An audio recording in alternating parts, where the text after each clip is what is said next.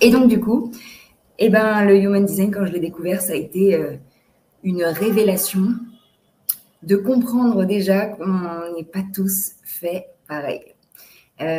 Vraiment, en gros, le Human Design, ça vient vraiment expliquer notre différence dans notre fonctionnement de manière énergétique. C'est-à-dire qu'on est tous câblés d'une certaine manière. Et justement, c'est ça qui va expliquer nos différences. Que ce soit...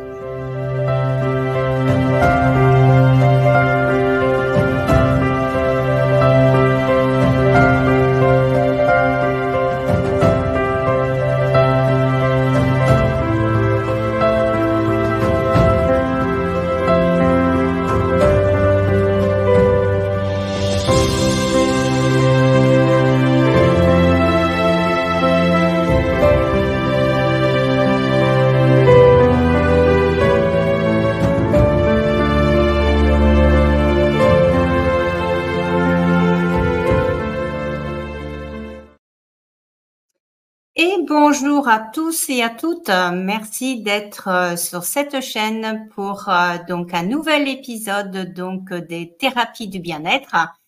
Donc aujourd'hui, j'ai la joie de recevoir Coralie que j'avais déjà reçue dans un autre podcast.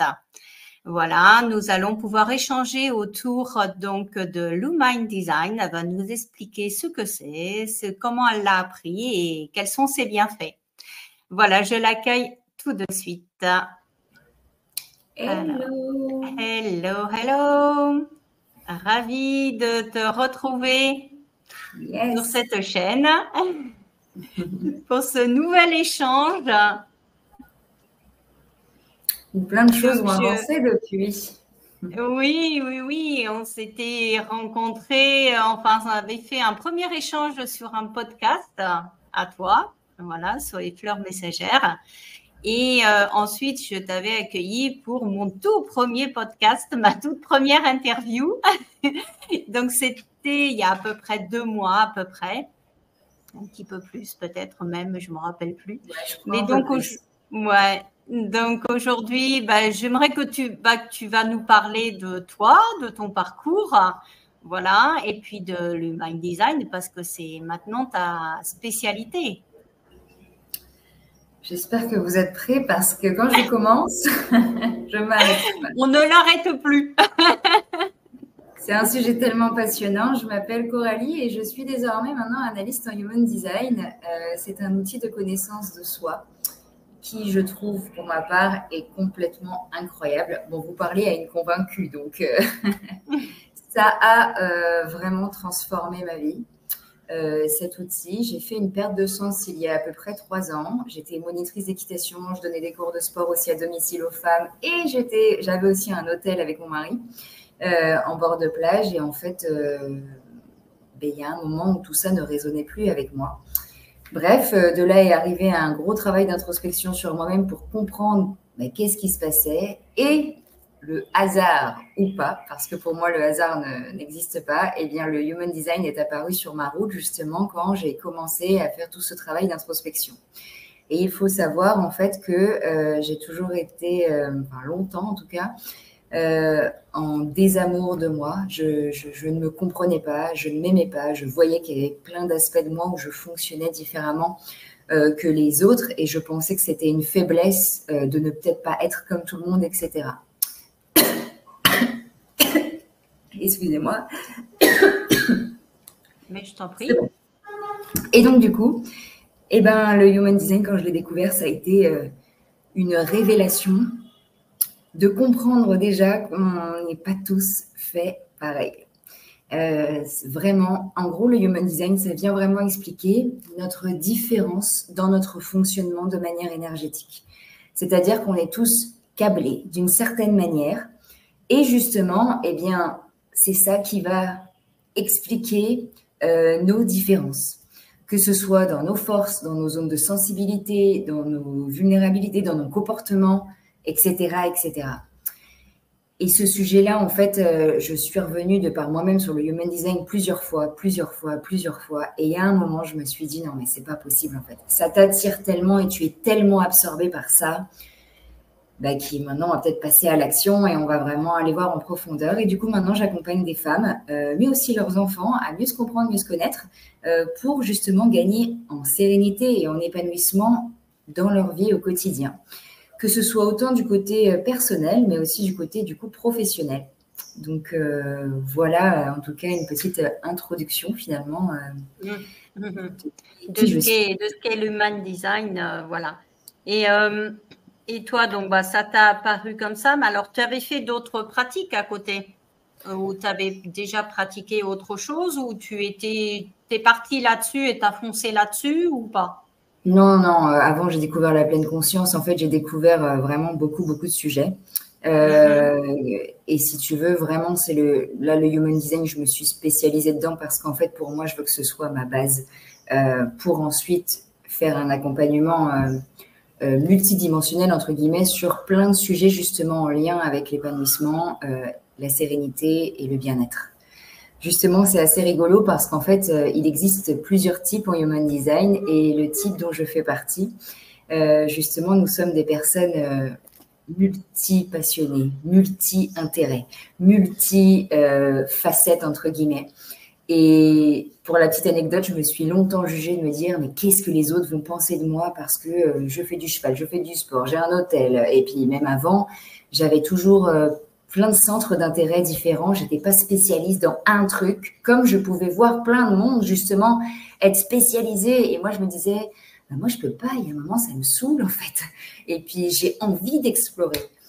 Et en fait, c'est la première couche justement de la lecture de Human Design, c'est-à-dire qu'en fait, on vient nous expliquer notre type énergétique. En fait, on prend connaissance de notre type énergétique. Et quand j'ai compris qu'en fait, ça faisait partie de moi, de qui j'étais, en fait, d'être justement multi-intérêt, etc., je me suis dit, oh, waouh! Et là, la pression qui est descendue à l'intérieur de moi était juste incroyable. Et généralement, quand on fait des lectures de Human Design, il y a plein de gens qui nous disent, c'est fou parce qu'en fait, cette chose-là, je le ressentais à l'intérieur de moi, mais j'avais du mal à mettre des mots dessus ou à l'accepter parce que, en effet, dans une société, entre guillemets, enfin, on navigue dans une société où il y a beaucoup de conditionnements. Faut rentrer dans une case, si tu fais pas ceci, c'est pas bon, etc. Et du coup, finalement, le Human Design vient nous ramener à notre véritable nature, essence, force, ce qui nous permet de nous accepter davantage et d'aller de l'avant avec ce qu'on a, entre guillemets, davantage, je dirais. Et les fondements de l'Human Design, c'est quoi? C'est l'astrologie, la numérologie, c'est quoi exactement? Donc en fait, c'est Raoult, qui avant s'appelait Robert Alan Krakauer, je crois que c'est ça, qui en 1987 en fait a eu une expérience mystique et qui du coup a téléchargé, si on peut dire ça comme ça, a synchronisé pendant 8 jours et 8 nuits en fait toute cette histoire de Human Design. Et donc le Human Design, ça vient de plusieurs choses, de l'astrologie, du I Ching, pardon, des chakras, de la Kabbale et de la physique quantique. Donc en fait, ça groupe plusieurs choses et en fait, ces choses-là s'interconnectent, ce qui fait que du coup, on peut gagner en fait des informations sur soi, sur plusieurs choses. Exemple, sur comment fonctionne son énergie, quelle est sa manière d'interagir avec le monde, sa motivation, ses forces, mais aussi ses zones de vulnérabilité, ses traits de personnalité, etc., etc., etc. Et c'est pour ça qu'en fait, personnellement, j'aime beaucoup cet outil parce que moi aussi, j'avais fait de la numérologie en fait avant. J'ai adoré la numérologie, mais ce que j'arrive à tirer du Human Design, je trouve que c'est complètement juste incroyable. Et du coup, en fait, souvent même, je mixe les deux parce qu'au final, il y a aussi des trucs en numérologie qu'on ne trouve pas dans le Human Design parce qu'on ne sait pas, on va pas avoir tout non plus, mais en tout cas, c'est déjà beaucoup. C'est-à-dire que quand on fait une lecture complète d'un Human Design, tu en as des informations sur toi, tu vois. D'accord. Et donc, toi, donc, tu disais que tu as fait cette formation et tu l'as fait en ligne, je suppose. Ouais, Tu as appris à cette formation. Et c'est une formation qui dure combien de temps pour, voilà, si jamais on a des personnes qui seraient intéressées par cette pratique, hein? Alors, il y a plusieurs formations qui existent sur le marché. Moi, personnellement, j'ai décidé de me former avec Elisa Sorci, qui du coup a une formation en ligne où en fait on le fait à notre rythme au final. D'accord. Donc, c'est ça qui est bien. Maintenant, en fait, il y a des cas d'études en fait qui sont récurrents. On peut poser ces questions, etc. Et du coup, bah, c'est vachement bien parce qu'au final, pour moi, l'expérimentation est importante. Et d'ailleurs, même le human design, en fait, connaître son human design ne va pas changer quelque chose dans la vie de quelqu'un. Enfin, si, parce qu'il va y avoir des prises de conscience. Mais là où vraiment le human design est puissant, justement, c'est l'expérimentation, comme dans les apprentissages au final. Plus on va expérimenter et plus justement on va comprendre des choses, ça va devenir fluide. Et c'est ça qui est hyper intéressant. Si je prends un exemple, en fait, on a des centres énergétiques dans le corps et en fonction de s'il est coloré ou pas coloré, eh bien, en fait, ça fonctionne en fait d'une manière différente. Et j'ai une cliente récemment qui a le centre de l'intuition, du coup, qui est coloré. Ça veut dire que c'est un point fort chez elle, c'est-à-dire qu'elle est câblée, entre guillemets, à l'intuition de manière, on va dire, plutôt constante. Enfin, en fait, constante, c'est-à-dire que même si elle est avec d'autres personnes autour d'elle, elle n'absorbe pas les choses des autres, en fait. Elle est vraiment, elle est câblée à son intuition. Et donc, elle me dit, je lui demande avant de lui expliquer, est-ce que tu as des intuitions? Souvent, elle me dit, ah oui, oui, mais vraiment très, très fréquemment. Et donc là, je lui explique, effectivement, toi, tu es câblée comme ça. Et elle me dit, ben, tu vois, c'est incroyable parce que si j'avais su ça avant, en fait, le human design, c'est un peu, moi, je prends ça comme notre mode d'emploi. Quand vous prenez un médicament, qu'est-ce qu'on fait avant de prendre le médicament? Eh bien, on ouvre la notice et on regarde la posologie. C'est un peu ça, normalement. La posologie, comment on va prendre le truc, le médicament, en fait, les effets secondaires, etc., etc. Bah là, justement, en fait, c'est un peu comme si je lui livrais son mode d'emploi en lui disant, bah, tu vois, ton intuition, elle te parle beaucoup. Et donc, du coup, pour prendre des décisions, tu peux justement t'appuyer énormément sur ton intuition. Parce qu'en Human Design, en fait, on nous explique que c'est le corps, en fait, qui nous guide à prendre nos directions et non pas le mental qui, à la base, en fait, n'est pas là justement pour décider, finalement. Il est là pour réfléchir, pour penser. Et donc, en fait, il existe 7 GPS intérieurs qui fonctionnent d'une manière bien spécifique pour justement nous aider dans nos prises de décision. Et donc, pour revenir à la cliente, elle me dit, mais si j'avais su avant, vraiment, j'aurais vraiment écouté mon intuition parce qu'en fait, mon intuition m'a dit quelque chose. Mais mon entourage est venu me dire autre chose parce qu'en fait, j'ai vendu une société à quelqu'un de notre entourage, de la famille, quoi. Et donc, du coup, eh ben, ils n'ont pas voulu faire trop les trucs les papiers, quoi. En gros, ils se sont dit, bon, on va être un peu plus leste là-dessus. Et au final, ça m'a coûté très, très cher. Et ça fait 2 ans maintenant que cette société a été vendue.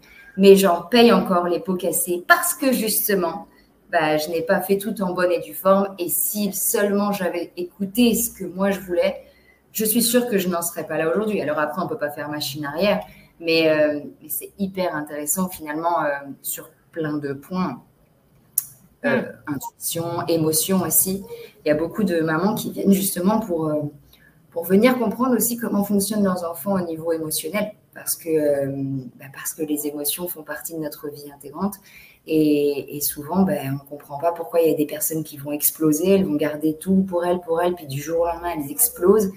Et donc, apprendre aussi, expliquer à nos enfants, tu vois, peut-être que tu as une vague émotionnelle comme ça. Enfin, en tout cas, peut-être que souvent, tu as tendance, en fait, à garder les choses pour toi et à exploser. C'est important parce qu'au final, ça va aider les enfants, justement, en fait, à grandir. En fait, c'est un petit peu comme si on aidait nos enfants, finalement, à grandir et à évoluer, ou même soi-même, finalement, en lien avec comment nous sommes faits énergétiquement. Et du coup, c'est plus simple, finalement, au quotidien. Quelqu'un qui Il n'y a pas un risque de s'enfermer dans la lecture de Human Design et de justement de dire, enfin de s'enfermer là-dedans, quoi. Enfin, c'est la question que je me pose. Voilà, il y a une telle lecture de l'être humain, de l'énergétique, mais sachant que tout évolue, il n'y a pas un risque de s'enfermer à un moment donné dans telle lecture, et que 10 ans plus tard, ça soit plus la même. Comment ça, dans 10 ans plus tard, ce soit plus la même? Bah, disons que tu as une lecture type, tu es sûr qu'à partir du moment où tu l'as fait, ça sera toujours la même lecture. En fait, c'est basé sur les informations de naissance. Donc, à partir du moment où tu nais, en fait, c'est date, heure, lieu et jour de naissance exact. En fait, c'est la manière dont tu es fait. Donc, que tu sois au début ou au milieu ou à la fin de ta vie, en fait, si tu as une personnalité ou un comportement qui, tu vois, qui se traduit de telle manière, ça ne va pas changer. Après, on a des évolutions parce qu'après, il y a les retours de Saturne, etc. Maintenant, le but du Human Design, c'est vraiment pas d'enfermer des gens dans des cases. C'est juste vraiment d'apprendre à mieux se connaître. Mais après, il y a tellement de subtilités parce qu'en fait, on peut être générateur, mais 2 générateurs peuvent ne pas, si toi et moi, admettons, on est générateurs toutes les deux, tu peux ne te dire, mais c'est pas possible, moi je suis pas du tout comme Coralie, parce qu'en fait, après, il y a plusieurs stades de lecture, comme admettons les profils. Et tu vois, les profils, en fait, c'est l'attitude, le comportement, un peu le costume, le rôle qu'on va avoir dans cette vie-là, tu vois. Moi, si je prends mon exemple, je suis un profil 2-4. Donc, c'est le 2, en fait, c'est l'ermite, c'est la personne qui va être solitaire, pas tout le temps, mais en tout cas qui a besoin d'avoir un sanctuaire, en tout cas une grotte, tu vois, pour se reposer, pour développer ses dons, enfin, en fait, qui a besoin d'un moment de solitude. Et le 4, à l'inverse, c'est l'opportuniste, c'est quelqu'un qui aime être avec des gens, etc., tu vois, surtout dans la communauté, sa tribu, en fait, les gens autour de lui, pas des inconnus. Si juste on prend le profil 2, 4, et que peut-être toi et moi, on a le même profil, là, ça se trouve, on va vraiment se retrouver en se disant « Ah ouais, c'est incroyable, toi aussi, tu as besoin de tes moments de solitude, etc. » Tu vois. Et parfois, on est tellement conditionné que parfois, on ne se reconnaît pas parce que justement, moi, je prends mon exemple, étant petite, je détestais être seule. J'avais toujours besoin d'être avec quelqu'un. Mais j'ai compris bien après pourquoi. Parce qu'en fait, je ne m'aimais pas, en fait. Et ça n'allait pas à l'intérieur de moi. Et en fait, j'avais besoin des autres comme s'ils me complémentaient. Et en fait, rester avec moi-même, ça enlevait un peu ce génie fou, tu vois. Je ne sais pas comment t'expliquer. Et c'est en grandissant maintenant, en apprenant à mieux me comprendre, mieux me connaître, en apprenant des choses de pleine conscience de tout ce que tu veux, que là, tu vois, maintenant, je suis tellement contente. C'est-à-dire que quand mon mari et mon fils s'en vont le matin et que je peux être toute seule chez moi dans ma grotte, je me dis, wow, pump it up, tu vois, genre, j'aime trop ces moments-là et autant j'aime être avec des gens. C'est pour ça qu'en fait, il y a plein de sous-couches à voir et justement, le Human Design n'est pas fait pour mettre des gens dans des cases, c'est surtout là pour venir révéler leur potentiel, leurs forces, mais aussi leur zone de vulnérabilité. C'est vraiment ça qu'il faut venir comprendre, en fait. Ouais. Révéler vraiment les potentiels, c'est vraiment la source. Et donc, tu accompagnes, donc, tu disais, donc, les enfants, les femmes, les papas aussi, je suppose, tout type de profil, hein. En fait, j'ai vu quelques hommes en lecture, mais je t'avoue que je suis plus quand même axée vers les femmes. J'ai aucun problème avec les hommes. Là, récemment, j'en ai eu un qui était justement en lien avec en fait, son côté professionnel, justement, qui a envie, tu vois, de switcher. Et du coup, il avait 2-3 questions. J'accompagne du coup les mamans à mieux se comprendre, elles. Et après, si elles veulent avoir plus d'informations aussi sur leurs enfants, bah, également aussi, parce qu'au final, ça les aide au quotidien et puis ça sert, c'est utile pour leurs enfants aussi, quoi. Après, voilà, tout dépend. J'ai des lectures duo où c'est maman-enfant, j'ai des lectures seules, vraiment, c'est comme chacun le veut finalement. Hein. Et donc, je vais mettre le lien pour te contacter, pour prendre rendez-vous. Tu fais tout ça en visio? Tu fais ça alors il y a 2 manières de faire. Soit c'est en visio, en direct, comme là, on peut être ensemble, donc sur Zoom. Et donc, du coup, je le fais je vous explique votre Human Design ensemble. Vous pouvez me poser des questions, etc. On est 2 fois ensemble. Ou soit, je fais des lectures en différé parce que parfois, nos emplois du temps ne concordent pas. Ouais. Et donc, du coup, je vous enregistre tout comme si là, on était ensemble, sauf qu'en fait, je suis seule en train de parler, de vous expliquer, mais je vous coupe la lecture en plusieurs vidéos et en bas de chaque vidéo, vous pouvez interagir avec moi en me posant vos questions, vos prises de conscience, vos réflexions et moi, je vous réponds à chaque fois. En tout cas, une chose est sûre, c'est que moi, je joins toujours en fait à la lecture un PDF. Pourquoi? Parce que pour moi, je trouve que l'Human Design, c'est vraiment c'est pas quelque chose en one shot comme ça, puis après tu passes à autre chose. C'est quelque chose que tu dois expérimenter, donc que tu dois retourner par-ci, par-là. Peut-être qu'en ce moment, c'est l'anxiété ou la pression mentale qui est un problème dans ta vie. Et bien, dans le Human Design, on parle de comment ça se passe là-dedans. Donc, tu peux repartir voilà, à cette partie-là de la lecture sur le PDF ou réécouter l'audio et te dire, bah, ok, je vais aller voir. Et puis, 3 mois après, ça va être les émotions. Et ben, roule ma poule, on y va. Et puis, 3 mois après, ça va être autre chose. Et du coup, c'est vraiment, moi, c'est ce que je conseille parce que personnellement, à chaque fois que je repars moi-même recreuser dans mon Human Design, vu que notre niveau de conscience s'élève tous les jours et qu'on évolue, eh bien, on comprend les choses différemment. Et parfois, il y a des illuminations comme ça. Je me dis, mais c'est fou, la dernière fois, je n'avais pas compris ça comme ça. Mais incroyable. En fait, on avance, on expérimente et on teste. Et puis, donc, un super bel outil que je vais expérimenter avec toi. Voilà, prochainement. Mais si tu veux, je peux déjà partager quelque chose. Les 5 types si tu veux, vas-y, allez, ça on peut y déjà va. aider. Donc, en fait, de base, il existe 4 types énergétiques, mais dans un type énergétique, il y a un sous-type. Donc, en gros, dans les types énergétiques, dans le premier, il y a les générateurs et les générateurs manifesteurs qui, du coup, font le sous-type. Et cela, c'est 70% de la population, ce qui est énorme. Et ces personnes-là sont des personnes qui génèrent de l'énergie, qui sont faites pour mettre leur énergie incroyable dans des choses qui les satisfont. Ces personnes-là, c'est un peu les abeilles du monde qui vont venir justement mettre leur énergie pour créer des projets, des trucs, etc. Donc, il y a le générateur et le générateur manifesteur. Et pour la petite anecdote, parce que j'ai déjà commencé à regarder un petit peu ton Human Design, nous sommes toutes les deux générateurs manifesteurs. Alors, qu'est-ce qui différencie les générateurs et les générateurs manifesteurs? Les générateurs, ce sont vraiment des personnes qui vont être plus spécifiques, en fait, entre guillemets, dans un domaine. Elles vont mettre leur énergie dans quelque chose. Et nous, à contrario, les cousins, du coup, le sous-type, nous, justement, on est plutôt multi-intérêts, etc. Maintenant, il existe aussi d'autres types. Attendez, j'ai un petit peu sauté un petit peu. Ces personnes-là, du coup, en étant générateur, en fait, elles ont le sacral, c'est le centre énergétique qui est activé. Et donc, elles ont une énergie qui est plutôt constante, qui est plutôt durable, qui est plutôt marathonienne. Si elles mettent leur énergie dans des choses qui les satisfont, qui les mettent en joie. Parce que sinon, si elles mettent leurs énergies que dans des obligations, alors c'est sûr qu'on ne peut pas enlever les obligations, mais en fait, si elles font, admettons, un travail qu'elles n'aiment pas, elles peuvent se sentir complètement à plat. Et c'est pour ça que des fois, il y a des gens qui ne se reconnaissent pas dans leur type énergétique parce qu'ils disent « Non, mais moi, je n'ai pas d'énergie, je suis complètement frustrée. » Oui, mais attention, justement. De base, tu es comme ça, mais peut-être qu'en ce moment, tu es en train de mener une vie, justement, qui te mène à la frustration et tout ça, en fait, te pompe de l'énergie. Bref, donc ça, c'est déjà les générateurs et les générateurs manifesteurs qui, en fait, finalement, font un type, mais il y a un sous-type. Ensuite, il y a les projecteurs. Les projecteurs, ce sont vraiment des personnes ce sont des gens qui pénètrent, en fait, qui vont aller voir l'efficacité en fait, ce sont des guides, mais qui vont vraiment aller voir à l'intérieur d'un processus, c'est quoi qui manque, le truc du machin, et ce sont des très bons, j'ai oublié le mot, des très bons guides, en fait, tout simplement.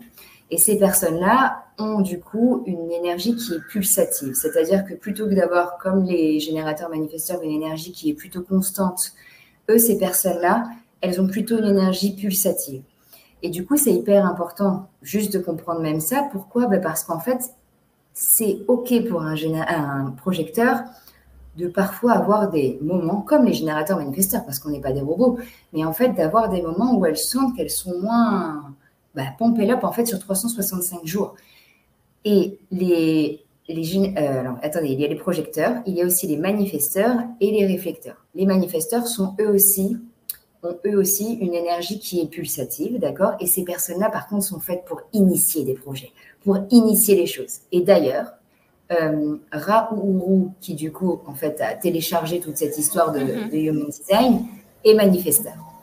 Maintenant, il y a aussi les projecteurs qui, eux, sont vraiment les miroirs de la société. En fait, ils vont vraiment refléter le bien-être, les environnements, en fait, des autres.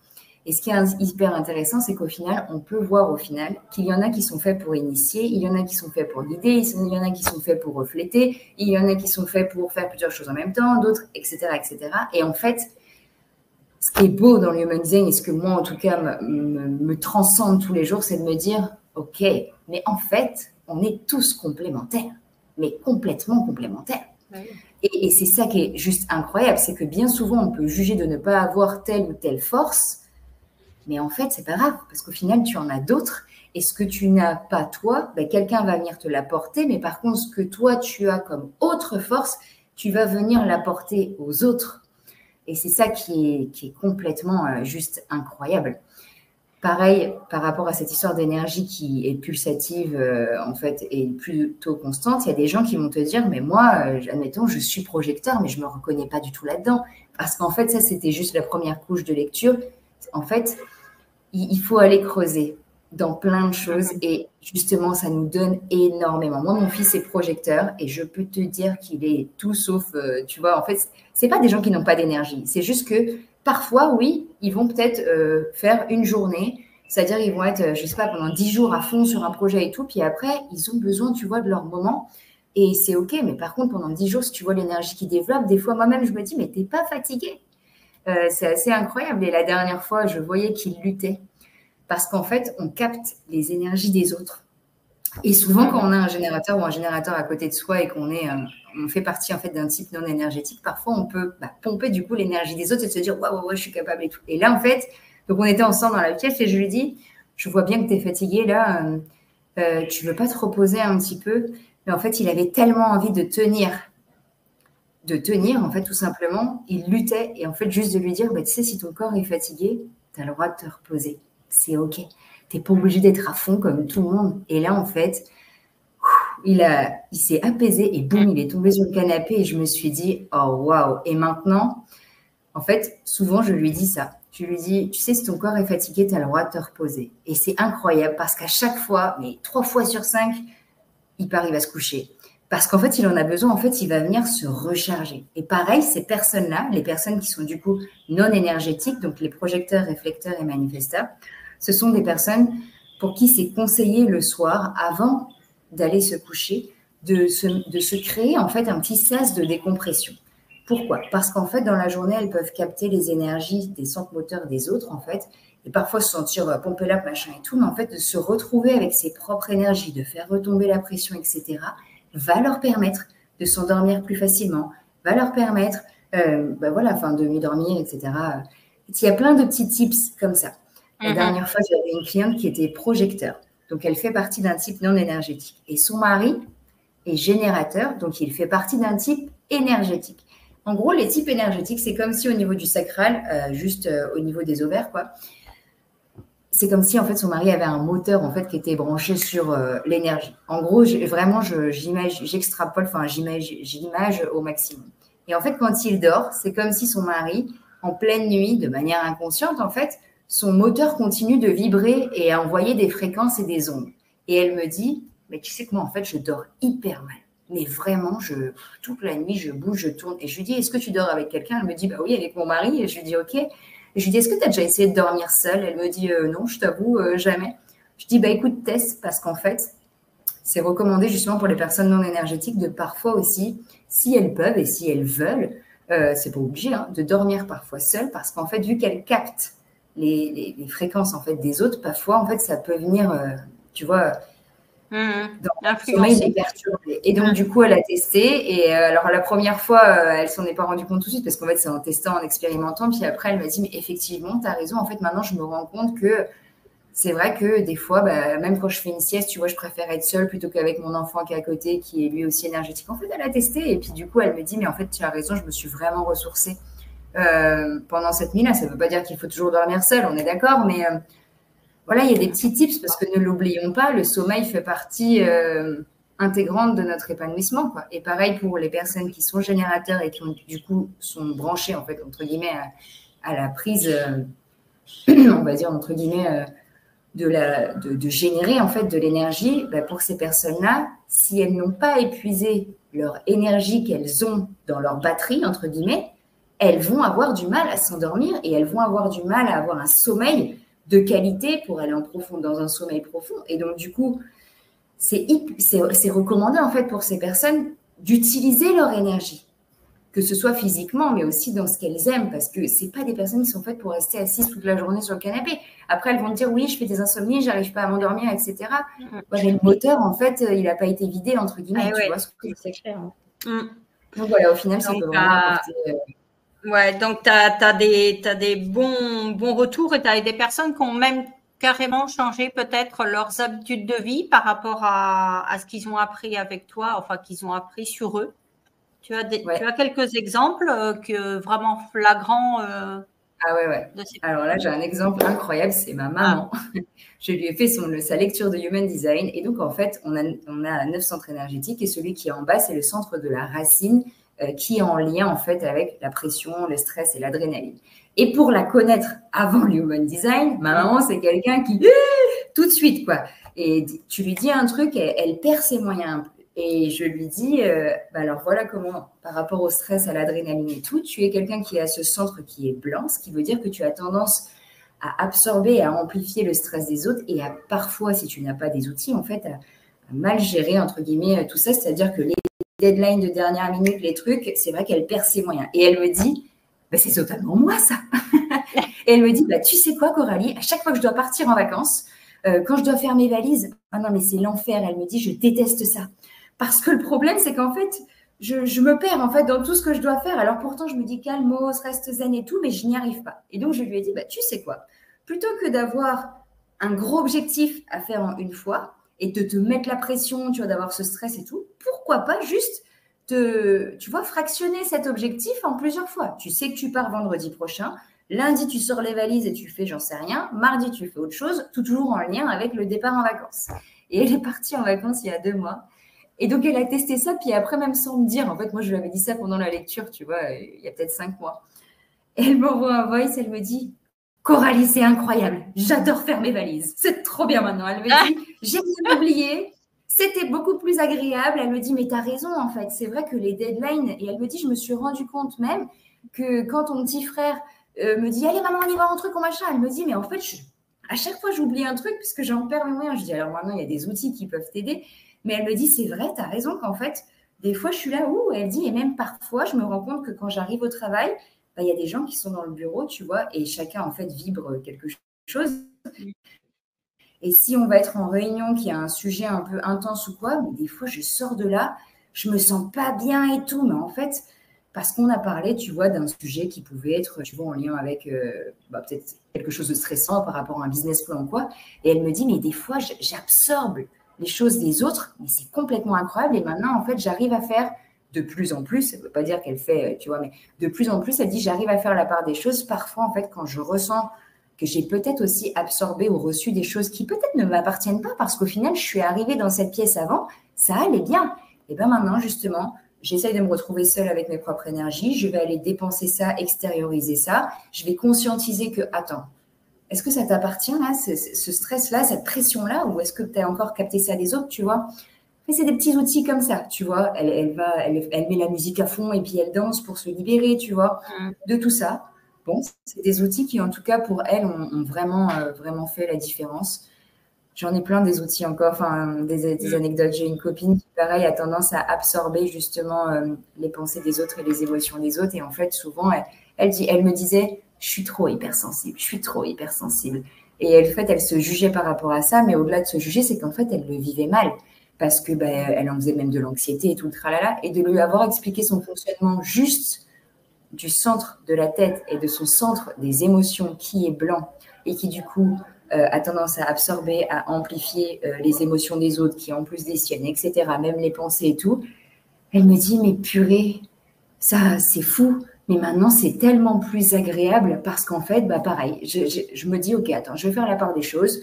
Est-ce que c'est hyper essentiel d'aller penser à cette question, à cette croyance, ou j'en sais rien, tu vois? Non, OK, si cette personne a décidé de faire ce chemin de vie-là ou de prendre ce voyage-là, alors que peut-être il y a un potentiel danger ou j'en sais rien, en fait, c'est son problème. C'est plus le mien, tu vois.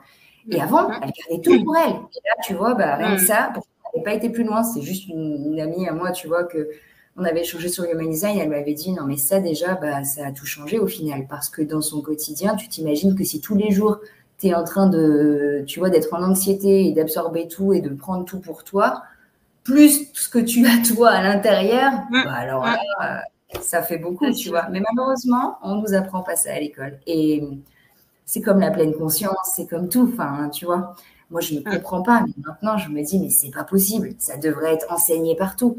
Le théorème de Pythagore, c'est génial, c'est super. Moi, personnellement, je ne l'ai jamais utilisé, tu vois ce que je veux dire. Mais si juste on m'avait expliqué comment ça fonctionne par rapport aux émotions, juste ça, bon, maintenant, ça commence à être intégré, tu vois.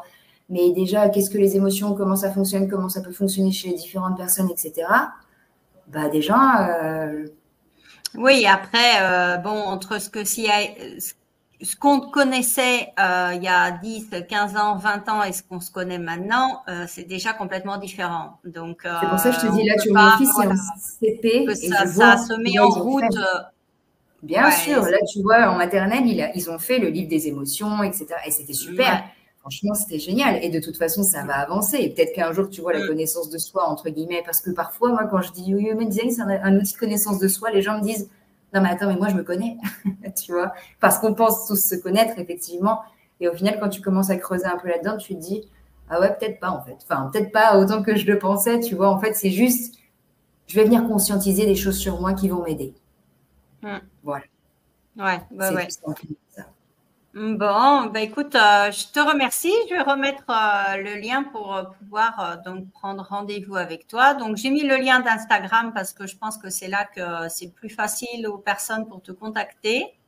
Ouais, le plus simple, c'est de venir me parler en Hein. fait en message privé parce que sinon, en fait, j'ai mis ça sur WhatsApp, mais c'est pas tout le monde qui a WhatsApp, donc Ouais. venez me parler Mais en je message privé. mettrai, ouais, en message privé, je sur Insta et je mettrai de toute façon dans la description dessous cette vidéo le lien WhatsApp pour pouvoir te contacter aussi. Comme ça, au moins, Ah, les gens, ils auront toutes les coordonnées pour pouvoir te joindre. bon, bah Bon, super. Merci beaucoup. merci Coralie et puis bah, peut-être à une prochaine fois. Pourquoi pas, sur un nouveau sujet. Voilà, merci, on se retrouve en off. Bye Bye bye. bye. Voilà, donc c'était Coralie, donc qui nous a parlé de Human Design. Je vous retrouve pour ma part donc dans 3 semaines pour une nouvelle pratique et on parlera de la psychogénéalogie. Voilà, donc je vous souhaite une belle fin de journée ou d'après-midi ou de soirée et je vous dis à bientôt. Bye bye.